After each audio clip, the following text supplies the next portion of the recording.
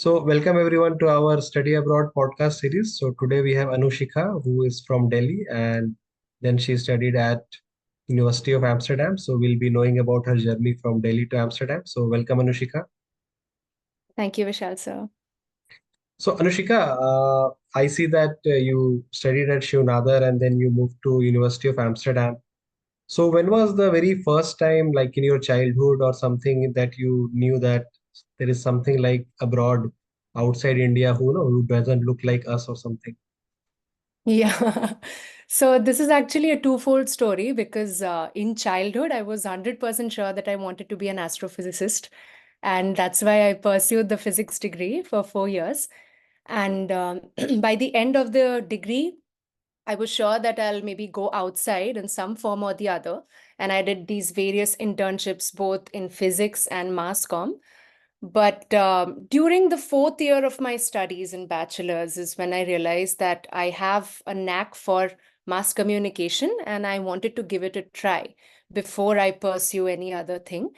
And that's when I thought maybe I should look at a global perspective around the world where the best degrees are offered in the field that I'm very interested in, which is a combination of science and communication. And University of Amsterdam came out as one of the top institutions. And that's how I applied to it. And that's how I knew that I wanted to study abroad. Because this was a department which was really involved actively in research in the field that I wanted to do. And that sort of supported my decision to go abroad and study. So, which was the very first time when you thought that, okay, physics is not for me? Like, which year of your education exactly? This was around the fourth year, and it was not even then actually. After fourth year, I also sort of interned in National Institute of Science Education and Research in Orissa, where I was working with meteorites and planetary sciences. And during this time, I sort of realized that physics is something that I was enjoying more reading at a leisurely time than going to the lab and sitting for hours and doing the same thing over and over again. And during that time, I was like, I'm kind of losing interest in this subject, which I really don't want to do. So keep that interest intact, but also, pursue some other passions that I have. So I really took this decision, I would say, which is very tough to change something that I was doing for so many years, including the internship, to choosing a different path for my career, I would say. So physics is still a very big part of my life. I still talk to my friends, colleagues who are pursuing PhD outside, and I read their journals, articles. But I also like to sort of communicate that information to people and sort of make videos. So all of that combined, I think I decided that physics is something left to be pursued as a personal interest, and mass comm is something that I would like to seriously take and continue forward. So that's how I decided. This way the physics became like your hobby and mass comm became like your Yes. mainstream. That's true. It sort of switched. Even in undergraduate studies, I was doing and leading all these clubs, and I was responsible for communicating all this information to people. So I headed the astronomy club of my university. And during 2020 COVID pandemic time, everybody was online, and I sort of launched these programs of educating, informing people about these seminars, inviting professors from all around. And I really saw that I'm enjoying this work. And people are also getting informed about various scientific principles and processes and astronomy. So my hobbies and career sort of swapped and switched places during that time. So, were you always an extrovert person or you discovered that later? I think I'm a very much introvert person. But with time, I've discovered that the ambivert nature is really required in life to make friends, to make connections. So definitely not an easy process, but I discovered that I was completely ambivert. So it depends on the kind of company that I'm with and just making friends with whom I connect the most with. Yeah. So like physics is like, let's say, no communication versus mass communication. So it's not even Yeah. ambivert. It has to be like on the extrovert side, like, it's like 60-40 at least, or 70-30 Yes, maybe. yes, yes. You have Maybe. crossed the 50 mark. Maybe, maybe. maybe it's now 60, 40. Yeah. So I think all this club experience and the internship experience made you Yeah. realize that this is not for me. Yeah, kind of, yes. At the moment, I realized that no, the research and academia path is definitely not for me and not something that I'll be continuing for maybe another 6 years of my life. And I really thought that I really want to try out this mass communication, even for a short period of time. Otherwise, I'll keep regretting all my life that I never tried and saw if that was something that I was really interested in. So that's why these two were definitely the reasons. Yeah. So when you thought that you will change from physics to mass comm, and Mm. then you also decided that okay, these are some of the colleges that might be accepting me, and you Yeah. chose like let's say one University of Amsterdam. Did you Yeah. also add other colleges in your list because one college would have been too much of Yeah. a Yeah. dangerous thing? That's true. That's true. So I did take a big risk by applying just to 4 colleges, I'll be honest.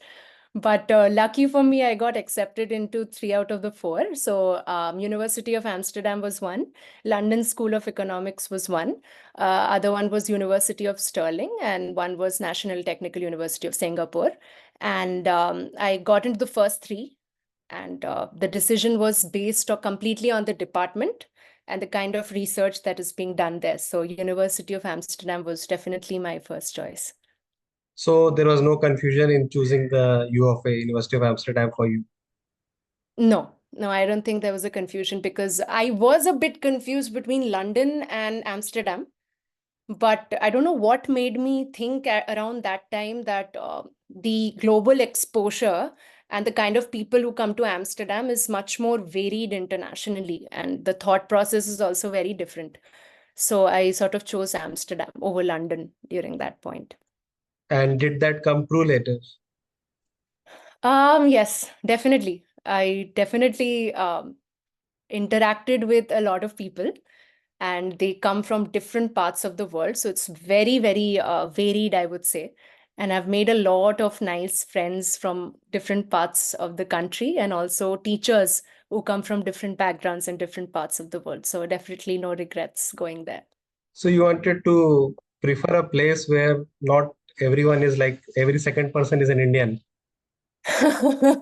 Yeah, I didn't want that actually, to, to be very honest. Yeah, you didn't want And that. That's why you chose Amsterdam because you knew that okay, yeah, it's a Dutch society and it's not an English-speaking country as such that's primarily. true. That's So which means no, not everyone is going to be aiming for yes, Netherlands college so much. So you'll have more diversity in general, more for international sure. culture, and that came Yeah, true, right? And maybe you did that's some completely research. true. Yeah, yeah, that's completely And true. I somebody would agree have with you, told sir, that, because even if you go to London, you will see actually every other guy is like looks like an Indian only. So you will not see much of a diversity. that's true, sir. That's true. That was definitely a reason. I will not lie. Much more international because half of my batchmates come from different parts of the world. So you get a very different perspective on the way they live, on their background, on thinking. So that global perspective is what I really needed. And I think it was really nice overall. So it was like a global mass communication exercise for you. Yeah, yeah, for sure. And Okay. I didn't stop with giving the Indian perspective as well. So most of the projects and internships I did at the university, I always brought India into the picture so that they also get to know what's happening in India, and their research is also sort of added. India is also added into their research. Sure, sure. This visa accommodation and the flight booking, which of these three gave you the maximum stress? Actually, the housing would have been the maximum stress for me. Visa was fairly simple, I would say, because once they accept you, they initiate the visa process for you. So you just have to pay the fees, and everything they do is they instruct you. You have to go to the embassy here. This is your appointment time. So that was pretty simple. Flight booking was also I did early on. The moment I received my visa, I booked my flight 3 to 4 months prior. But housing was always an issue, and it is still a very big issue in Amsterdam. So I started looking for it like 3, 4 months before I joined the university, and I was really stressed. I'm not going to lie, because it's very. Some people get very unlucky to get the housing. I would say international students still have a chance to get student housing, which the university provides, to get one myself through the student housing lottery system that they have. And that stress significantly reduced once I got the information, which was just few days ago, before my flight. So yeah, I was going with the hope that I'll have to look for a house there, but that didn't happen, thankfully. Yeah. So you are hopeful enough till like 4 days before? Not at all. I had decided that I'll have to go through the worst. I would just go to a hotel, stay there, and look for houses nearby, or maybe even a different city than Amsterdam, which are like nearby. And I was prepared for the worst, but I didn't give up. I was like, I have to do this. I contacted everyone I could in every website I could, and I even got 2, 3 viewings. So I was already prepared when I was going. But then I got the student lottery. I mean, very lucky, I would say I got that. So then I withdrew my applications and all of that. So this is like a student hostel kind of thing where you got get like a separate room and it's like Yeah. everyone is there only like majority of the people is there only. Yes, that's right. So, University of Amsterdam and some other affiliate colleges, they have these student housing groups. Some of them are called Duo, and these Duo housing groups are like groups of building which they have scattered all over the central area, and we students live together in that area. So you have the option of living in a private room and a shared room. I got the private room as a master's student. Okay, okay, sure. And then this like a kitchen and other things like a Yeah. shared facilities. So for me, I got lucky with that also because I got a private room where I had a kitchen and also a bathroom just to myself. So that usually they do only with the masters and PhD students. And with the bachelors, usually you have this thing where you have to share the bathroom and the kitchen. So for me, thankfully, all of it was private. Just a common area was, of course, common. And there was a corridor with other people living in private rooms in and around that And you area. preferred this also, right? When you are applying for it. For sure. I preferred this and I chose the option of private first and then, of course, the shared ones. If they have no room available or left, then they, of course, give you the shared one. But luckily, I got the private room and that's what I preferred because for 4 years, I'd already been with friends and that's something that I really like nothing like that. But in my master's, I knew that I had to focus more, I had to study more. So it's better to get a private room where I'll get the full focus and attention to my studies. Was that did that come true also? Yes, for sure. I think that came true because other friends of mine who lived in and around the area, whenever they came to my room, they're like, how lucky you are to have this space so that you can get time yourself to study and to cook also. Because sometimes shared kitchen it can become a big problem. So I completely understand. So I was the person who loves cooking and cooks all the time, but other friends of mine would say that cooking is a nightmare for us. The kitchen is always so dirty. So definitely, it turned out true. I was very grateful for the private room. So you got the kitchen also like in your like like a studio apartment kind of thing. Yeah, yeah, yeah. Everything. I got a complete studio apartment with the kitchen and washroom included. And your life, let's say in your Shivnadar versus here, how did it change with this change? Okay, so both of it had its pros and cons. I would definitely say that Shivnadar had a much more vibrant life. So since it was a residential campus in my bachelor's, I was always involved in some or the other activity, be it with my undergraduate clubs, be it in the lab. I could access my labs till late night, and there were professors who also lived in the residential campus. So if I wanted to have a meeting with them or call them, they would always be up for it. And of course, friends were also readily available near us. So I would say that the campus life at SNU and also the holistical development at Shivnada University was very nice. Here, however, it was very different in that way because firstly, this is a public university. And I think University of Amsterdam is very research focused. So their primary purpose is not to focus on your extracurriculars, but to give more focus on academic research, which is also required, I think. But this was this difference that I felt when I came to Amsterdam, that the access to cultural clubs and to other facilities were very limited and limited to bachelor students mostly. So for masters, it's just that you go attend classes, you come back, you do your studies, and then you work on your thesis. So that's the difference that I felt across the two universities. Sure, and the cooking is always like you liked, and so there was no problem in that.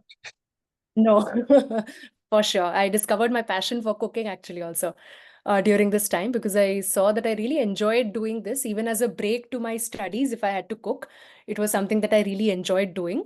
And I always cooked home food with me all the time with veggies and all that. So I was very health conscious that way when I was there. And it was really fun. Cooking was really fun. And do you use this hack that cook once and eat two, three times, five times? Yes. Yes, yes.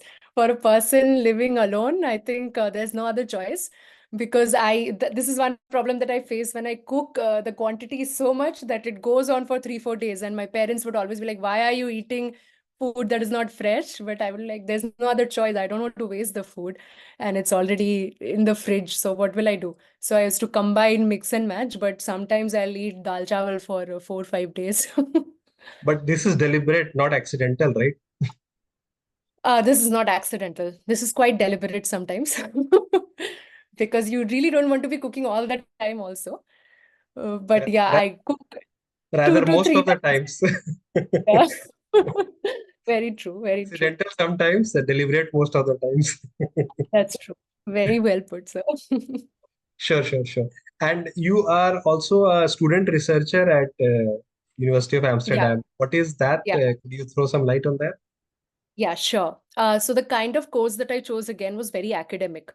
In my bachelor's, I also had to do a thesis for the last 1 year, which I did at IUCA Pune. And here, it was with the university where I had to dedicate last 6 months of my course to thesis. So this was completely a research-based position where I'm having to work on new topics with my advisor, of course. And I did my thesis on nature of India as depicted online. So this was across all social media platforms. This was across Instagram, YouTube, mostly those two. And it was across how people are sort of depicting themselves online with the use of nature and how nature as a whole is depicted. And I discovered a lot of new things from the Indian perspective. So, and I contributed to their environmental humanities domain as well, I would say. This was mostly about how in the West, there's a concept called cottage core. A cottage core is a concept where British women usually they dress up in white dresses and they pose in front of nature to show feminism empowerment. What I discovered in my research is that cottagecore takes a very different shape in India, where there's this new resurgence of village life.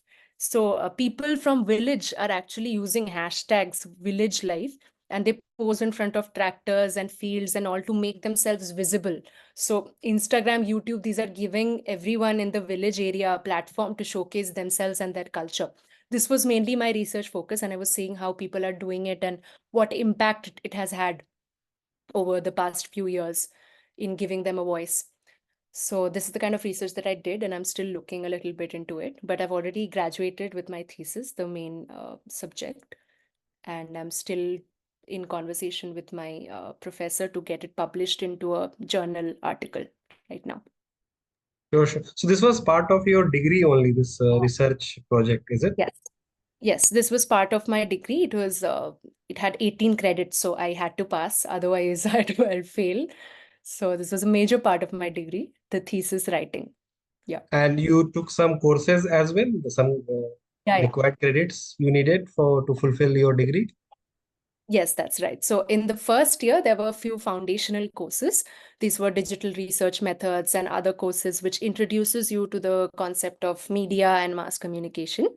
And after that, in the second year, we had electives. So the choice of your course. So I did some from investigative journalism to bust myths online, which people post without any information, that kind of research, plus other environmental humanities courses, AI research. All of these were my electives, and all of them had different credits. So you have a certain amount of credit for foundational, some for electives, and the last one for thesis. When you complete all of this, you finish your master's degree.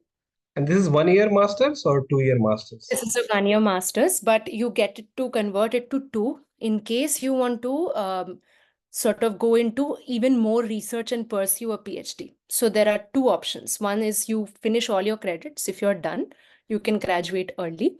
And if you want to do 2 years, you can keep on researching and then increase your credits and change it into a research master's. Correct, correct. It's like a course-based masters, which can be finished in 1 year versus a research-based, Correct. which takes a bit more time. Correct, correct, correct. Yeah. Sure, sure, sure. And did you try any other part-time job as a student or nothing like that? I actually tried in the beginning. So I tried to work in a grocery market, but what happened, it was 16 hours of my time. And what I realized was with the classes and the amount of course load I had as a master's student, it was just not working for me. So I did not opt for the part-time job, at least for the second half of my course, but I definitely did internships with the university only. So my university provided this winter data school sprint and all of that, where they got actual companies and researchers from outside, and they had these projects where you could work. And I was, actively involved in research with them. So I did kind of this small internship in the fields that I was interested in, but definitely not part-time job because it just didn't fit into my schedule during that time. So you moved from physics to media. So did you realize or did you had to do some extra courses or did you audit some courses during this time? This was actually also a strange thing for me because my colleagues or my student batchmates who were there, they were also like, how can you get into a humanities course from a pure sciences background without knowing anything? And that was a shock that I got as well. Apparently, they also have a pre-masters, which you have to do before you do the main course. But for my case, what happened was during my 4 years of Bachelor's of Physics, I also did a minor in dance research. So this, I think, was a part of humanities, and I had a lot of credits there. I had around 60 credits in dance research. And this is why I think they allowed me to pursue the degree all at once, because the kind of research that I did in the dance one also was a little similar. I wouldn't say completely similar, but it was, I got an understanding of how humanities research works in general. So maybe that's why they put me into the course without the prerequisites. So they may not have the prerequisite, but did you feel that I need to do something more to actually catch up with my room with my batchmates? I definitely thought that I'll have to do more because during the beginning of the media degree, I really struggled because no matter what, I come from a physics background, and the way of thinking and the way I do things is basically right or wrong. You solve this question, you do these equations, it's right or wrong. But here, it's very different. They have a different process of working. You have to be very subjective. You have to have these pointers. So it was definitely a struggle for me. So I'm not going to lie. In the beginning, I didn't really know how to write, and I got a really bad marks in my assignment. And once I got that bad marks, what I did was I straight went to the professor. I was like, please teach me how to write properly in humanities. Should follow. And his feedback really helped me, because after that, whatever I did with those steps. I studied really hard, and thankfully, I graduated with good marks towards the end, because it was definitely a struggle. I'm not going to lie in You the had this beginning. mid-semester, end semester kind of thing, or it was assignments and semester end? It was not, definitely not mid-sem and sem, because mid-sem and sem was I think it was there in Shivnada University, but not here. It was mostly semester based. So semester one and semester two.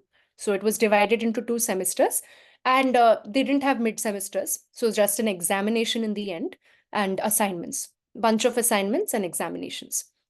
So not mid-sem and sem So the concept. very first assignment opened your eyes, and then your eyes kept For open sure. for the whole year. Yes, for sure, for sure. It So was a did very big you, year for me. when you were like when you got the low marks in your very first Yeah, assignment, did yeah. you think that I am actually maybe at a wrong place by mistake? Yes, for sure. The moment I got the marks, because I had worked very hard for it, the assignment, it was about you have to do a web page analysis of a website, and you have to create a report of how it has changed over time. And I did it for NASA. And I worked really hard. I made even a video, commentary, everything, 10 pages of report. And then the marks came, and I was like, what is this? What have I done wrong? I worked so hard and still I didn't. Then I called my parents. I was like, I think I'm in the wrong thing. Maybe I should go back to physics. But then, of course, my friends were there to tell me that no, no, no, you have to do it a certain way. They teach us a certain way, and even in bachelor's of this subject, they tell you that you have to follow these pointers, you have to substantiate your arguments, you can't state the facts like this.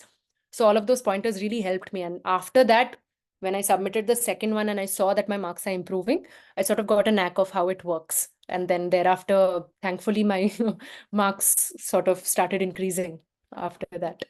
So then you realized your real potential, that no matter what, I will do good in anything. I don't know, sir, but yeah, I was trying at least to work hard and my best so that I do something because it's a tough choice. I have changed my fields with my choice. Of course, my parents have always supported me. Everyone has supported me, so I have to do something great, I think. So was there this expectation trap also that you got stuck into and that made you do wonders? Maybe. I'm not really sure, but that was definitely a voice behind my head, which was like, you better do it, or you're, you're going to stay in this country. If you fail, think what's going to happen. So that was always a voice behind my head. Definitely. So it was like, you have already come here and now how do I go back without a degree? I have to at least Yes. finish it somehow. For sure, sir. No, no, no. Absolutely. I was very strict. Even my bachelor's with my physics, I was like, no, I have to do well. I have to come out at the top. And here also, I was, in by nature only, I'm a little competitive when it comes to studies and all. So definitely, I gave my full focus, and I was like, I have to do it no matter what. Did you disturb only your professor or you disturbed all your classmates to help you? At the beginning, I disturbed all my classmates. I'm not good. And my professors also, I used to disturb them in between. I used to email them that, sir, please help me with this. I'm struggling with this problem. Can you please tell me what are the papers I have to look at? What are the sort of books that I have to read to get an insight into this? Because I really have no idea. And definitely helped me a lot, sir, because humanities in itself also I realized is a very difficult subject. When you get into it, I thought maybe, I've done physics, so how difficult can, very difficult, very different. And to each subject has its own niche and difficulty, and you have to sort of study and adapt to it. That's what I definitely realized along the way. So you realize that creativity is difficult than the exact science. For sure. For sure. For sure, sir. And your class, what was the demographics of your class? What was your class size like, and which of countries you had Uh, people? yeah, so the demographics of my class was around 120 people in my course. And they were all over the country, mostly Europeans, I would say, from different countries. So one of the closest friends I made is Hungarian, and people are from China as well. A lot of people from China, Japan, different parts of Europe, America, Colombia, a lot of people from South America as well. So definitely, I would say all the countries. I have known people from Iceland as well, which is very new and rare to me. So I got to know a lot about their culture as well. Did you discard all the Indians right away in your class? No, no, not really. I have my Indian friends also, because one of my closest friends, she was doing masters in data science from University of Amsterdam only. She's an Indian, so she's definitely a very close friend. The Hungarian friend of mine. So it just happened very organically. The friends that I made, uh, very organic, and just talked to whoever was there, whoever shared similar interest, and it was really nice. Sure, sure. And when you are doing this masters for 1 year, how was your winter depression? Did you get depressed or there was no depression during the winters? No, no, sir. I got really depressed, I would say, because the weather was a very big shock to me in Netherlands. Keeps raining a lot. I would say 195 days average it gets rain. So you can only imagine how much cloudy and rainy the weather is. And the sun used to set around 5 or 4:30. So after that, if you're at home, sometimes it would get very, very depressing studying inside the home. And even if you would want to go outside, it's a big problem because it keeps raining all the time. So even if I would run to the library, I would get completely soaked and drenched up. But it took me some time to get used to that weather. And once I got used to it, I sort of adapted myself to it. Were you also shocked to see the tall people in Netherlands? Yeah, I was not shocked, I would say, but I expected it because as you keep going up towards the Nordics, you see the height increasing gradually. But yeah, the average height is really tall, even for women. I would say they are pretty tall, 6 feet and above, most of them. So not shocked, but interested in knowing how such a big population can be so. And you had to always like look up to them to talk to them, like literally look up to them. Not always, sir, because I myself am 5'7", so sort of medium, and sometimes I had to look up. But most of them, as I said, it was an international crowd, so if not Dutch, the other people, mostly my height or shorter. So coincidentally, you chose the right place for your height. For sure. Yes, And yes. what was your impression about calling your professor by your first name? Were you able to disturb them enough with their first names, or you were always Uh, feeling a bit awkward? I was, so I've been taught to, say sir to everyone, even in my bachelor's and my studies. So definitely not a big shocker because in my fourth year of undergraduate degree, my professor, my thesis advisor is Avinash Deshpande, Dr. Avinash Deshpande. So he taught me to value the name of just the name. He's like, why are you calling me sir? Call me Desh. My name is Desh. So that sort of habituated me into calling people from the first name. And it was much easier there because they really don't mind at all if you don't say sir or if you just call them by their first name. It's very normal for them. So were your classmates a bit helpful when they saw that you are from a physics background and you are here, or they were the anti, like, okay, let's Yeah. boycott this person. How can this person be at the same stage as me? No, no, no. They were quite helpful actually. In fact, they were quite surprised, I would say. They're like, what are you doing from a physics background here? Are you able to understand anything? Physics is so hard. Is this sounding easy to you? So that way they were just curious, very curious that what am I doing here? But they always made me feel welcome. So I never really felt out of place. In fact, there were 2, 3 people from astronomy background and data science background as well who changed their fields later. So I sort of talked to them also, and they had sort of a similar reason. So that was really nice. Very welcoming and nice classmates I had. In your assignments, I mean, is there a culture of helping each other, like in bachelors, like in India? People always help each other. That okay, let's pass together or fail together. Do you see Yeah. the same culture there, or it's the opposite? Oh, no, no, no, it's the opposite. It's quite the opposite. No one helps you here beyond one point. If you ask for the help, they will. In bachelors, like we used to work together, we used to solve our homeworks together. Here, it's very different. Here, you work alone, you do all the assignments alone. That's how I have done it. In the beginning, I just took the help for 2, 3 assignments.